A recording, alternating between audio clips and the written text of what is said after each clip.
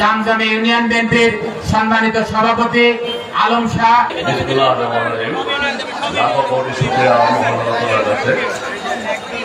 আমরা 16 আগস্ট আজকের এই জনসমাবেশের সম্মানিত সভাপতি প্রধান অতিথি চুয়াডাঙ্গা জেলার রাখাল খ্যাত চুয়াডা মানুষের নয়নের মণি চুয়াডা বিএনপির কান্ডারি শরীফুজ্জামান শরীফ ভাই, আমরা আগামী দিনে আমরা বিএনপি করে শরীফ ভাইয়ের নেতৃত্বে, ঠিক না?